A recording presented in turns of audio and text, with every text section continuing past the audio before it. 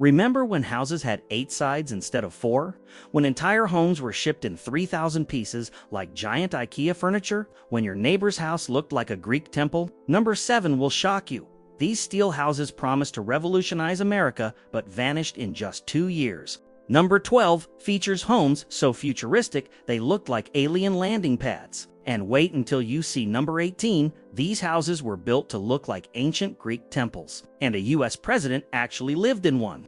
These 20 forgotten house styles didn't just provide shelter, they told the story of American dreams, spectacular failures, and the courage to build something completely insane. In the 1850s, Orson Squire Fowler convinced thousands of Americans that 8-sided houses were the future. His mathematical argument actually made sense. An octagon enclosed 20% more space than a rectangle, using the same perimeter, more room, same costs, plus better lighting and airflow. These architectural marvels featured flat roofs with central cupolas, wraparound verandas, and innovative heating systems. Open floor plans encouraged air circulation, creating natural cooling decades before electric fans. But here's what went wrong. Unusual angles made furniture placement a nightmare, and specialized carpentry costs skyrocketed. Fowler's own mansion, Fowler's Folly, became so expensive to maintain it was demolished in 1897. Today, surviving examples like Longwood Mansion in Mississippi stand as monuments to American architectural experimentation. But octagon houses weren't the strangest geometric experiment. Wait until you see what happened when Americans tried to recreate fairy tales. Between 1880 and 1910, American neighborhoods exploded with fairy tale houses. Queen Anne Victorian homes celebrated asymmetry as pure art. No two facades looked alike. Bay windows jutted at impossible angles, towers rose like castle keeps, and wraparound porches danced around perimeters. Decorative gingerbread woodwork transformed ordinary trim into intricate lacework. Here's what will blow your mind. These weren't just decorations. Patterned shingles created natural mood lighting throughout the day. Stained glass windows painted rainbow patterns across rooms, while multiple roof lines created dramatic silhouettes. Inside, high ceilings and elaborate moldings created spaces that felt like stage sets. Every detail was designed to make neighbors jealous. The Carson Mansion in Eureka, California, represents the style's pinnacle, one of America's most photographed houses. But this architectural theater couldn't last forever. By 1900, Americans wanted something completely different. The American Foursquare emerged in the 1890s as architecture's middle finger to Victorian excess. These prairie boxes maximized interior space within perfectly square footprints. Every inch was usable without wasted corners. Large front porches provided outdoor living, while hipped roofs with central dormers created additional upstairs rooms. Built-in cabinetry provided storage without expensive furniture. But here's the genius part. Companies like Sears sold these homes as mail-order kits. Families could literally order entire houses from catalogs shipped as pre-cut materials with assembly instructions. It was like Amazon for architecture, decades before online shopping existed. These homes proved good design didn't require elaborate ornamentation. Sometimes the most beautiful architecture was also the most practical. The style dominated Midwestern neighborhoods where efficient, affordable housing was desperately needed. But Americans weren't done experimenting with radical simplicity. The American Craftsman movement, 1905 to 1930, celebrated honest materials and skilled craftsmanship. These homes displayed exposed wooden beams, natural stone foundations, and handcrafted details like badges of honor. California bungalows featured built-in furniture, window seats, bookshelves, dining buffets, eliminating expensive purchases while creating unified interiors. Gustav Stickley's magazine, The Craftsman, promoted the radical idea that beautiful homes should be accessible to working families, not just the wealthy.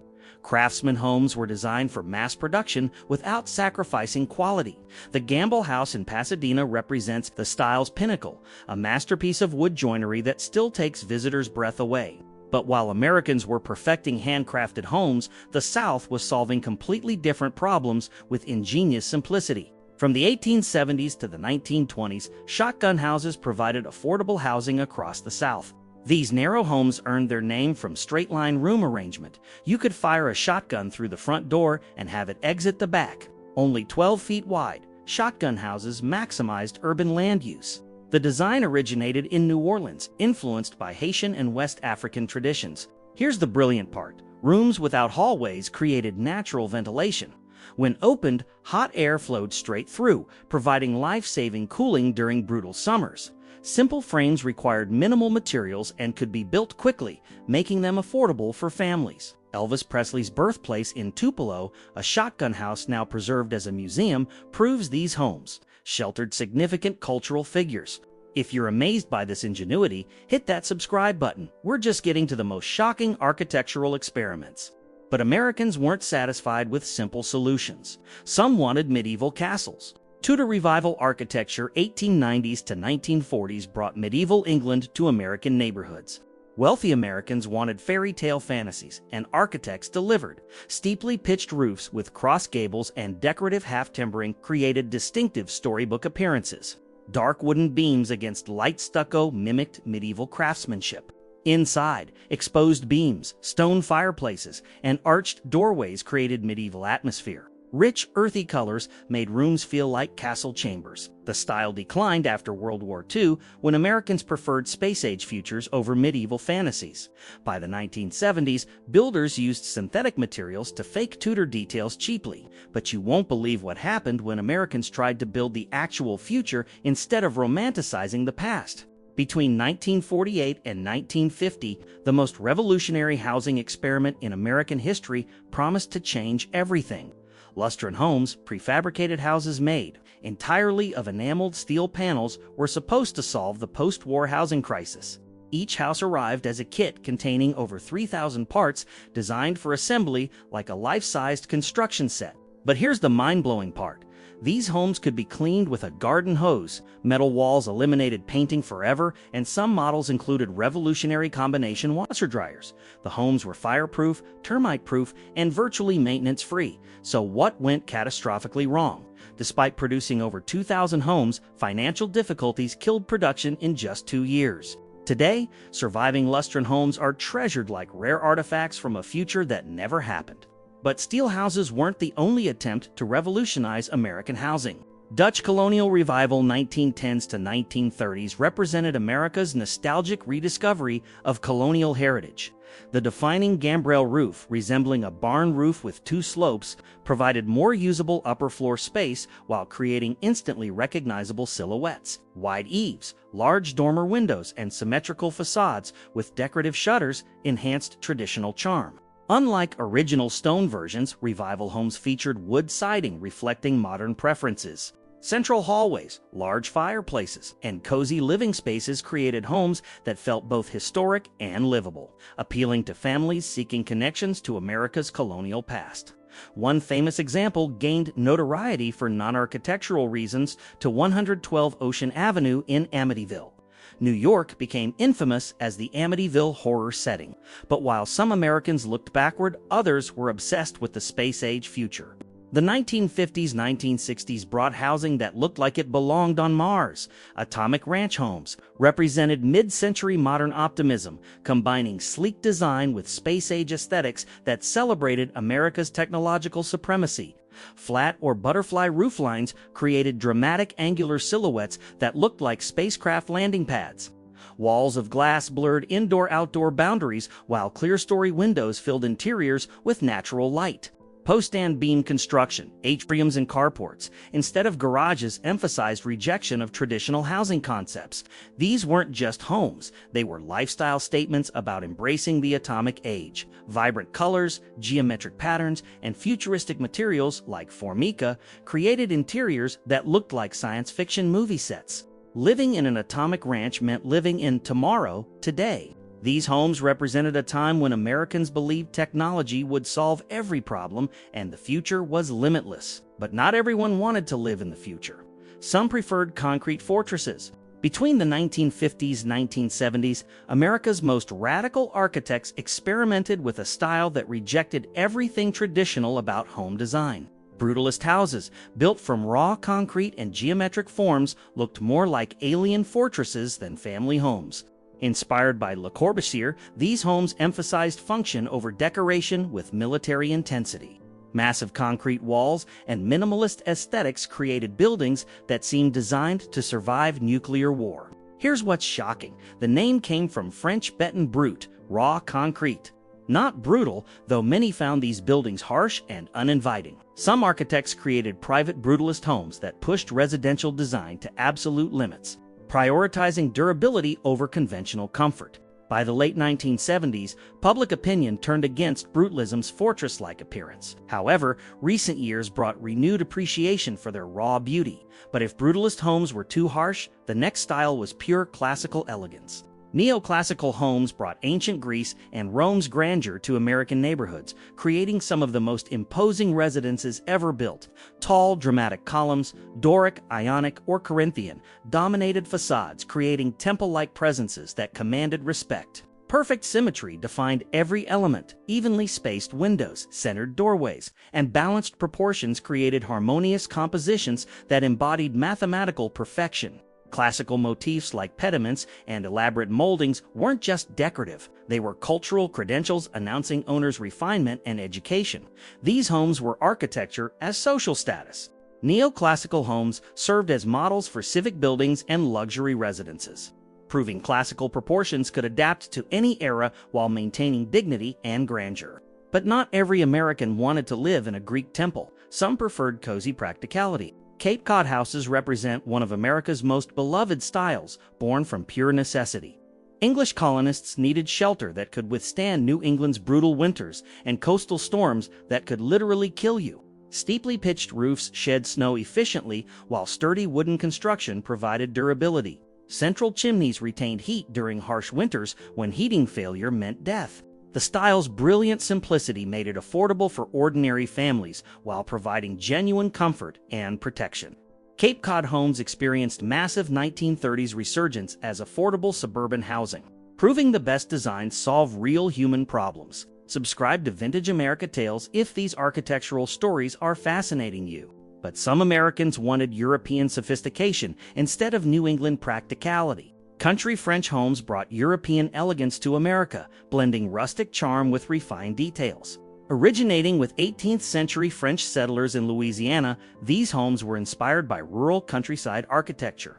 Typically one-story with steep-pitched roofs, they showcased graceful proportions. Stucco walls combined with stone or brick, while half-timbered frames hinted at medieval craftsmanship. Narrow windows with decorative shutters enhanced old-world charm, while arched entryways and wrought iron accents added refined elegance. Modern versions preserve classic European elegance while incorporating contemporary amenities, maintaining the appeal that makes country French homes feel like permanent vacations. But French elegance wasn't the only European influence shaping American neighborhoods. Colonial homes are among America's most iconic styles, dating to the early 1600s when survival was the primary architectural concern. Rooted in English influences, these homes reflected symmetry, balance, and practicality. Typically 2 or 3 stories with rectangular floor plans, they featured centered front entrances flanked by evenly spaced windows. Brick or wood facades gave homes stately yet inviting appearances. Common areas occupied first floors, while bedrooms filled second floors, maintaining clear separation between public and private family life. Despite their traditional origins, colonial homes remained popular for over 400 years due to their timeless appeal and adaptable design. But Americans weren't satisfied with simple colonial practicality. Some wanted pure theatrical drama. Victorian homes, 1837 to 1901, were the most ornate residences ever built, reflecting 19th-century grandeur unleashed by Industrial Revolution prosperity. Mass production allowed intricate decorative details once too costly for anyone but royalty.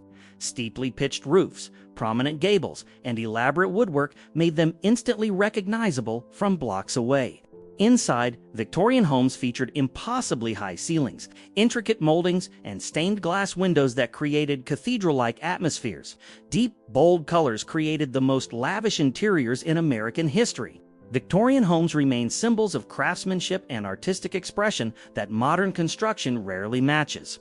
But Victorian excess eventually gave way to Mediterranean simplicity. Mediterranean homes brought Spanish, Italian, and Greek villa warmth to American shores, particularly in California and Florida, where climates complemented their European origins.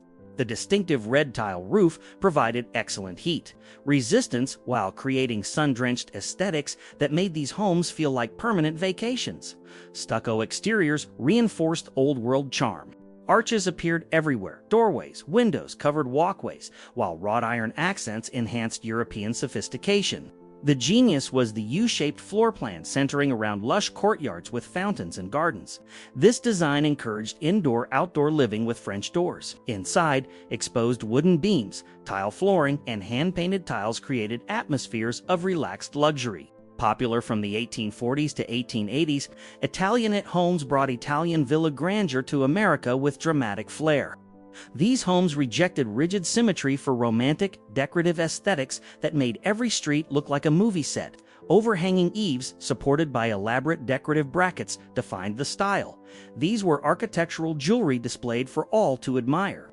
Low-pitched roofs often featured central cupolas or towers, creating dramatic silhouettes. Windows were tall, narrow, and often arched, emphasizing homes' height and elegance. Grand entrances framed by double doors with carved surrounds created impressive entries. Most Italianate homes were 2 or 3 stories with richly detailed facades that gave them refined, stately presence. But if Italian villas seemed impressive, wait until you see homes designed like ancient Greek temples. Greek Revival houses 1820s-1860s represented America's most powerful architectural statements. These homes were political manifestos celebrating democracy and classical ideals. These homes were built to look exactly like ancient Greek temples, complete with towering columns and triangular pediments. Bold white facades featured grand entryways framed by Doric, Ionic, or Corinthian columns. In the South, Greek Revival homes featured expansive porches that became the heart of social life. These were outdoor rooms where families entertained and displayed their prosperity. President Andrew Jackson lived in a Greek Revival mansion called the Hermitage, proving these homes were fit for American royalty. But not everyone wanted to live in a Greek temple. Some preferred cozy fairy tale cottages. Cottage-style homes captured old-world European charm, drawing inspiration from medieval England's thatched-roof cottages. Popular in the 1920s-1930s, they offered quaint alternatives to larger styles. Steeply pitched roofs with cross gables, arched entryways, and casement windows created fairy tale aesthetics. These homes were designed to look like they'd been built by magical elves. Exteriors were typically brick, stone, or stucco, creating rustic appearances. Inside, cottage homes featured exposed wooden beams and cozy fireplaces. Compact layouts fostered intimacy. Modern interpretations maintained the nostalgic charm that has made cottage style beloved. But the final style brought French imperial grandeur to American cities. Second Empire style, 1862-1880, brought French architectural sophistication to American cities.